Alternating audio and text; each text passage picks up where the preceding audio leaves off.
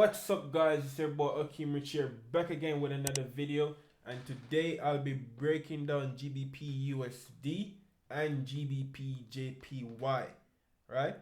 So right now I'm looking at the charts currently from the daily time frame, but I love to look at my charts also from the weekly, because when you actually look at the charts from a higher time frame, it basically gives you an overview of what's happening in the market.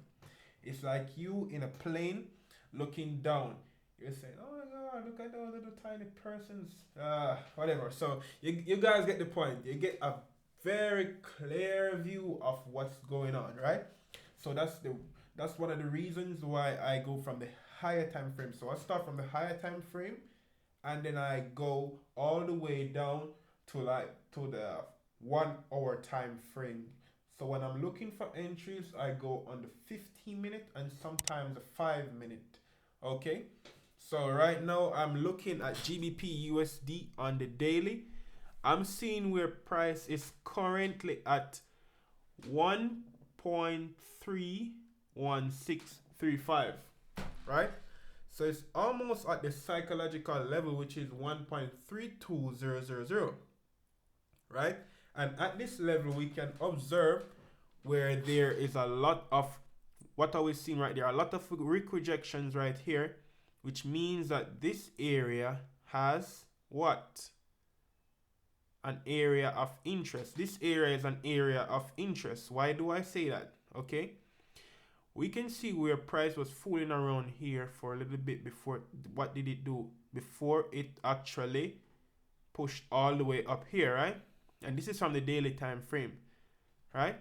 So looking from the 4 hour time frame, we can now classify that area as a demand zone. So price was fooling around a bit before it actually pushed all the way up, right? So before it gained momentum, it was actually fooling around. So we're seeing where price came back to the same area more than once before pushing up.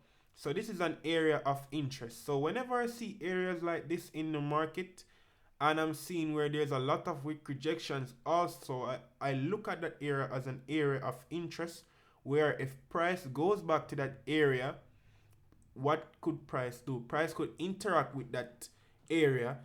It could interact with it in a negative or a positive way, right?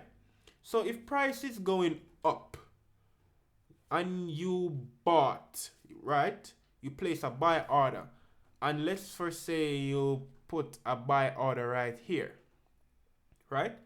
You wouldn't want price to come right here and then push all the way back down, right? You would want price to break through this support level. In other words, this demand level, right? But look, suppose price came here and then got rejected and pushed down. In that case, this is where we would classify this area as an area of interest, right? So look at this right now. I'm actually looking for more buys in the market, and I'll give you the reason why I say that, right? So last week, and to be exact, last week Friday, I took a trade right here for a buy, right? Right here. Price was at this area. So as you could see right here, I marked out these two levels. I marked out my support and my resistance levels. When I say support, I mean an area which is above. And when I say that, is that you could classify it as, in reference to that, we could say it's like a ceiling, your house ceiling, and support would be like the ground that you walk on, right? So when if you throw a ball up in the ceiling, right, you expect that ball to come back down, right? And you standing on the ground, you know that the ground supports you, so it helps you to do what? Like to stand up, right? So it's in that case where I use the rectangular tool to draw my support and resistance level. So this is my resistance level, this is my support level. Price was in this area, right? So I marked out these two levels, and I was saying to myself, okay, where is price going to go? And I noticed that what price was creating higher lows, higher highs. So what did I do is that I drew this trend line to mark out the higher lows, right? So when I do that now, when I did that, what it did was practically it gave me the trend direction. And we all know that in an uptrend, price creates higher highs, higher lows, right? So in this case, I was expecting price to come back to this area, right? Or somewhere close to this area. Cool? Remember, price was right here. And what did price do? Price break through support and it came back where? As we can see, price came back to this area more than once. So how many touches do we have on this trend line? One, two. Well, we have a lot of touches on this trend line, right? So this was an easy giveaway, right? So what did I do? I placed a buy limit and then I entered into this trade, right? I use a buy limit to enter into this trade. So that when I say buy limit, that's a pending order. So a buy limit is an order placed below price and then price hits it and then goes up, right? So that's what happens. So look at this also. That's why it's so important to mark off your zones, right? And I normally mark off my zones from the daily and the 4 hour. So as we can see right here, right? This, as I said before, this is an area of interest. As you can see, price came back to this area when it break through support. It came back, it retested this area before pushing down, right? Okay, so what do we have right here? Old floor, new roof, price push down, right? And then we see from the, let us go from the weekly so that you guys can see it much better, right? What are we seeing right here? We're seeing where price got rejected at this area. Where did price get rejected? These are areas where price, this is the area where price got rejected, right? Okay, and then we notice on the weekly and the daily candle, it's bullish candle, so price push all the way back up, right? But now look at this right here.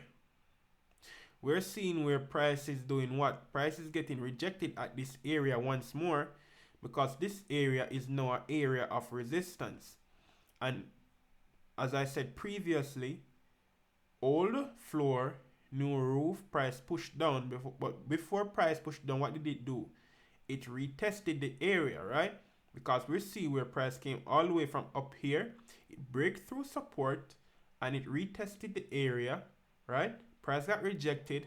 It pushed all the way back up, right? Now it's back at the same area. But this area right here on the daily chart is an area of resistance, right?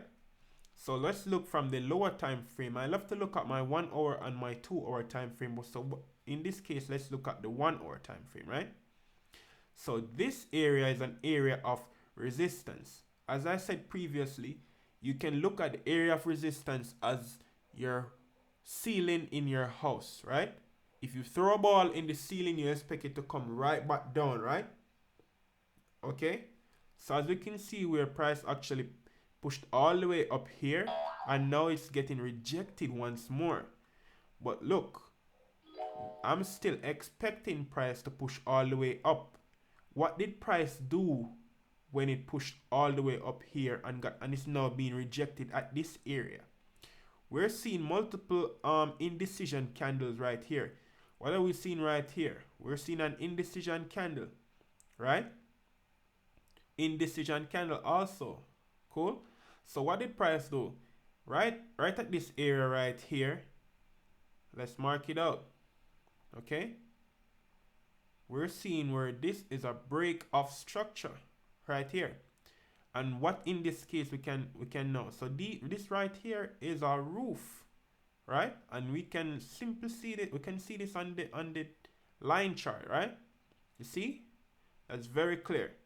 So this is our roof, right? Cool. This is our roof. And remember, old floor, new roof, old roof, new floor. So we can have potential old roof, potential new floor to push price up, right? Okay, we could also have price come all the way back down to this level right here, and this level we would consider as a support level, right? So price can come all the way back down here before pushing up, right? Price could even bounce off the trend line, so we have to keep that in mind also, right? So currently I'm looking for more buys in the market, right? More buys, right? So let's see what happens, but potentially right now, based on the momentum in the market, there's not much, but we often see a lot of, well, there's a lot of momentum in the market during the London session and New York session. As we can see right here, this is GBP USD. So I would say it's like a dual thing between the two sessions. It's volatile during the London session and it's volatile during the New York session. Okay, so what I'm expecting price to do, let's look at the daily time frame, right? Okay, so I'm expecting price to actually break through, and I'm expecting price to come all the way up to this level, to this prior level that it break through, right? So we still have to keep in mind that areas while going up, like right here, right? Because we have to see where the wick rejections are also at, because remember, the wicks show history. These are all burn-offs, so treat this area as hot lava, right? Because price did come to this area, what did it do? Push all the way back up, right? So on the way up, let's look at the 4-hour chart right now. So we could even mark off this area right here. I love to use an average of the area. So price could break through, has the potential to break through. It could hit from the trend line and push all the way up, or from the old roof, potential new floor to push price up, right? But I'm expecting price to come within this area, right? So hopefully price comes within this area, right? I'm trusting in this analysis. We know we react with the market, so let's see what happens. But right now I'm currently looking for more buys in the market. So look, what I'm expecting price to do is to bounce off one of these levels right here to push up, right? So I'm expecting this basically, right?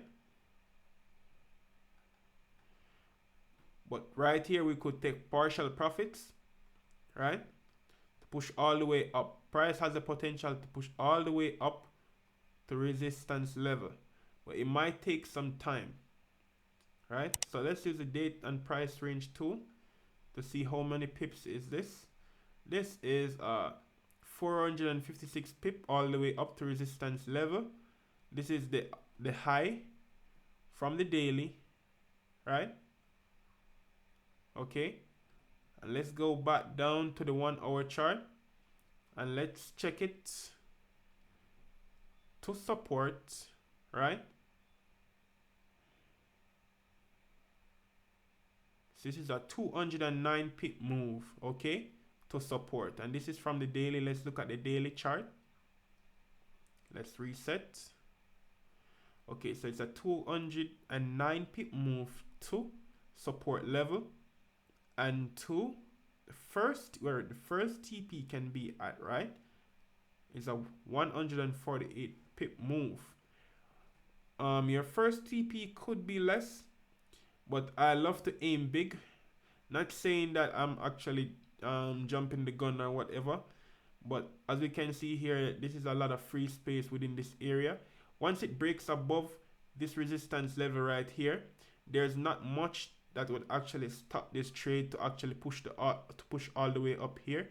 As we look to the left, we can see it's actually there's not much really opposing zones, so it has the potential to push all the way up right here, Okay, so this is the forecast for the GBP USD for the week. So I'm actually expecting buys all the way up, right? So while what we could do is we could take partials while going up, right? We'll just wait patiently to see what the market will do. But right now though, we're seeing where there's a lot of potential in the market for it to come back to this area before pushing up.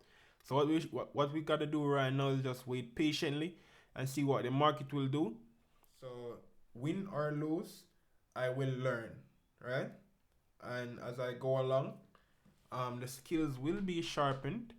So that's the good part about it. So thanks again, guys, for tuning in and watching the video. Peace out, man.